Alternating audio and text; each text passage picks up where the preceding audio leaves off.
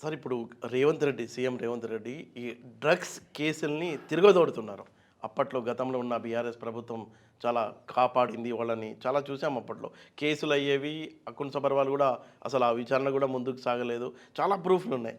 దాన్నంతా ఇప్పుడు రేవంత్ రెడ్డి తవ్వి తీస్తున్నారు. అంటే ఆయన టార్గెట్ ఎవరు అని. అప్పట్లో గోవాకెళ్ళడం కేటీఆర్ కూడా ఆ సినిమా యాక్టర్లతో కూడా పుకార్లు రావడం రకుల్ ప్రీత్ సింగ్‌తో.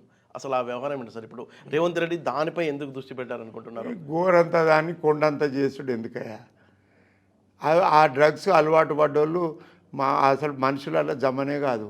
అందులో కేటీఆర్కి ఉన్నదని చెప్పి వాళ్ళ పార్టీలో మొన్నటిదాకా పనిచేసిన హనుమంతరావు 2-3 ప్రెస్ కాన్ఫరెన్స్లో నేనే విన్నా. అందులో ఉన్నమాట వాస్తవమే. దానికి ఇన్ని రోజులు ఆలోచించి రేవంత్ రెడ్డి ఈ డ్రగ్గే పెద్ద ఈ ప్రజలకు చైతన్యం చేసే పని లెక్క కాదు. ఎవడెవడు దొంగతనం చేసి డ్రగ్గులు తీసుకొచ్చి లోపల నూకేసేందుకు 24 గంటలు టైం చాలు.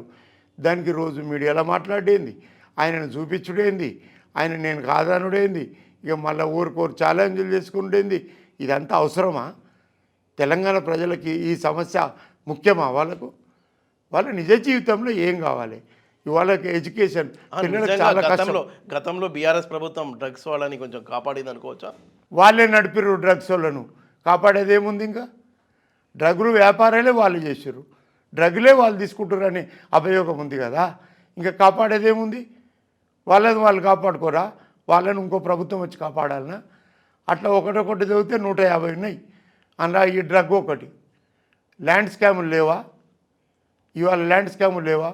ఎడ్యుకేషన్ స్కామ్ లేదా? ఉస్కే స్కామ్ లేదా? అలాంటిదే ఇరిగేషన్ స్కామ్ లేదా? ఓకే, అలాంటిదే డ్రగ్స్ స్కామ్. ఈ డ్రగ్స్ ఒకటి. ఓకే, ఇది ఒక్కదాన్ని పట్టుకునేందుకు రేవంత్ రెడ్డి గారు నిజంగా చేయాలంటే ఇవన్నిటికీ తప్పులు చేసిన వాళ్ళని శిక్షించాలి. ఆయన కూడా ఈ మధ్య ఒక స్టేట్మెంట్ ఇచ్చిండు, నేను రివెంజ్ని తీసుకోను, నేను అందరినీ కలుపుకొని తీసుకుపోతాను. ఇది రివెంజ్ కాదయా. ప్రజల సొమ్ములు చేసిన దొంగలను ప్రభుత్వం పట్టుకోవాల్సింది అవసరం ఉంది. అది ఓకే, నీ వ్యక్తిగత రివెంజ్ ఎవరికి అవసరం లేదు. ఇది అంటే ఈ డ్రగ్ కేసు టాలీవుడ్ యాక్టర్లంతా ఈ డ్రగ్ కేసులో ఉండటం, అసలు ఆ కేసు ముందుకు జరగకపోవడం, మళ్ళీ ఇప్పుడు తవ్వి తీయడాన్ని ఎలా చూడాలంటారు? అవునబ్బా. కమిషనర్గా వచ్చిన శ్రీనివాస్ రెడ్డి గారు కూడా అప్పుడు సీరియస్గా మాట్లాడారు. తెలుగు ఇండస్ట్రీలో చాలా ఎక్కువగా ఉంది ఇది అని వార్నింగ్ కూడా ఇచ్చారు ఆయన. అవునబ్బా, ఇండస్ట్రీలో అందరూ డ్రగ్గులు తీసుకుంటూనే ఉంటారని కాదు. ఉదాహరణకు నా మిత్రుడు ఉన్నాడు తమ్మారెడ్డి భరద్వాజ్ గారు, ఆయనకి ఏ అలవాటు లేదు. మరి అందరు సినిమా యాక్టర్లు, సినిమా ప్రొడ్యూసర్లు, సినిమా డైరెక్టర్లు అట్లనే ఉంటాడని కాదు. కాకపోతే ప్రతి దాంట్లో కొంత ఉన్నమాట వాస్తవమే.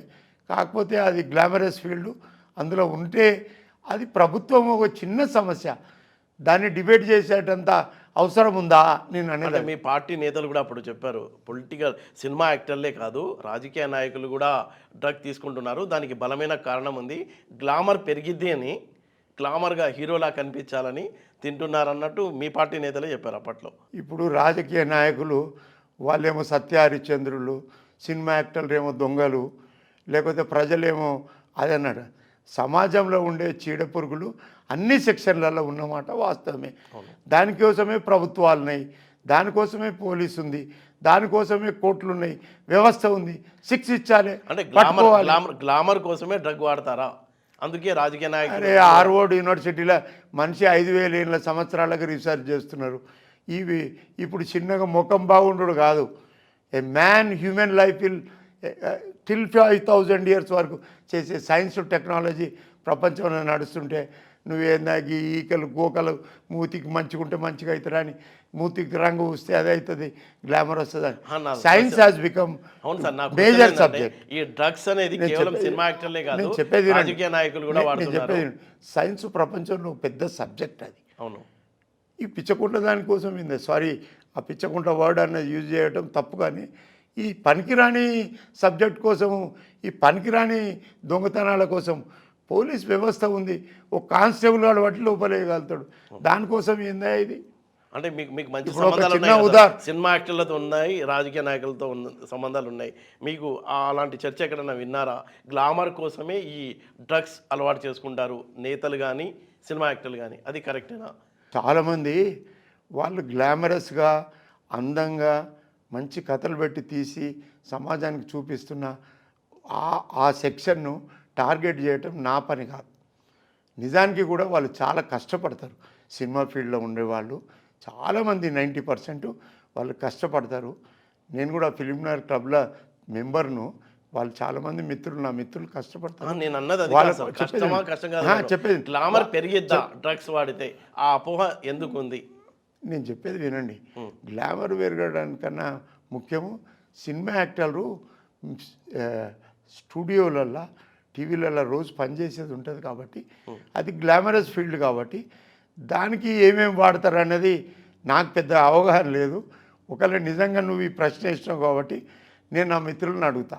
నాకు తెలిసినంత వరకు అట్లా ఏదో డ్రగ్లతో గ్లామర్ వస్తుందని అది తప్పు విధానము. అది అడిక్ట్ అయిన వాళ్ళు చాలామంది చచ్చిపోతారు. విద్యార్థి దశలో ఎవరైతే పిల్లలు డ్రగ్ తీసుకుర్రో వాళ్ళకి లంగ్స్ ఇన్ఫెక్షన్స్ వచ్చి సీరియస్ ప్రాబ్లం వచ్చి 90% చచ్చిపోతారు. సిగరెట్ ఎంత డేంజరస్సో డ్రగ్ అంతకన్నా ఎక్కువ డేంజరస్. అది వాళ్ళకు వ్యక్తిగతంగా చేస్తే ఒక సమాజంలో వేరే వాళ్ళ మీద ఇన్ఫ్లుయెన్స్ చేస్తుంది కాబట్టి దాన్ని సీరియస్గా తీసుకోవాల్సినది ప్రభుత్వాలకు అవసరం ఉంది. రేవంత్ రెడ్డి గారు తీసుకుంటే మంచిదే, దానికి పెద్ద డిబేట్ చేసేది ఏముంది. వాళ్ళని ఇంత ప్రాముఖ్యత ఇచ్చే అవసరం ఏముంది? ఇంత పెద్ద మీడియా సమాజంలో జరిగే విషయాల గురించి మనం మాట్లాడాలి. ఉదాహరణకు ఇవాళ తెలంగాణలో 90% విద్యార్థులకు ఫీజు రియంబర్స్మెంట్ ఇస్తే 7,000 కోట్లు కాదు. అది ఇవ్వమను. నేను మా పార్టీలో కూడా కొట్లాడుతున్నా, జైమన్. ఇవాళ 250 గజాలు ఇవాళ 70 లక్షల మందికి 24 గంటలు ఇస్తే కూడా 9,000 కోట్ల రూపాయలు అవుతుంది. ఇవాళ 50,000 కోట్ల రూపాయలు లిక్కర్ మీద వస్తుంది. ప్రతి పౌరుడికి 250 గజాల సిటీస్లో కాకుండా ఇండ్లు వస్తాయి. 9 లక్షలు ఇస్తే వాడే కట్టుకుంటాడు. నేను డబుల్ బెడ్రూమ్ కడతా, అల్లుడు వస్తే ఏడుంటాడు, మామ వస్తే ఏడుంటాడు, బామ్మర్ది ఉంటాడని ఈ డ్రామాలు అవసరం లేదు. స్టేట్ అవే గివ్ 250 గజాలు 9 లక్షలు ఇచ్చేయి కట్టుకుంటాడు. స్టేటు అసెట్ పెరుగుతుంది, నిరుద్యోగ సమస్య సాల్వ్ అవుతుంది, సిమెంట్ ఇండస్ట్రీ పెరుగుతుంది, వర్కింగ్ క్లాస్కు పని దొరుకుతుంది, ప్లస్ పర్మనెంట్ ప్రజలకు ఇండ్లు వస్తాయి. ఇంత సింపుల్ టెక్నాలజీ చేసేందుకు చేత కాదు. కానీ ఈ డ్రగ్స్ గురించి మాట్లాడే అవసరం ఉందా మనకు? ఎడ్యుకేషన్ అవసరము. ఇవాళ వరల్డ్ హ్యాస్ బికమ్ గ్లోబల్. మంచిగా చదువుకున్న ప్రతి విద్యార్థికి నేను ఎన్నోసార్లు ఓల్డ్ సిటీలో చిన్నప్పుడు ఎప్పుడో 20 ఏళ్ళ కింద ఒక స్టేట్మెంట్ చెప్పిన, కమ్యూనిజం పోవాలంటే హైదరాబాద్ పబ్లిక్ స్కూల్ అంత మంచి స్కూళ్ళల్లో ఓల్డ్ సిటీలో కట్టుండ్రి. వాడు ఒక గోల్డ్ మెడల్ ఇంజనీరింగ్ స్టూడెంట్ అయితే వాడు ఓల్డ్ సిటీలో ఎందుకు ఉంటాడండి? జూబ్లీహిల్స్లో ఎందుకు ఉంటాడండి? వాడు హార్వర్డ్ యూనివర్సిటీకి పోతాడు. అట్లా సమాజాన్ని తయారు చేయాలి. కానీ వానికి ఆటో అది మన పండ్ల బండ్ల మీద, అట్టి పండ్ల బండ్ల మీద, చెప్పుల దుకాణాల కింద ఉంటే తప్పకుండా సమాజంలో వాళ్ళ మీద ఇన్ఫ్లుయెన్స్ పడుతుంది.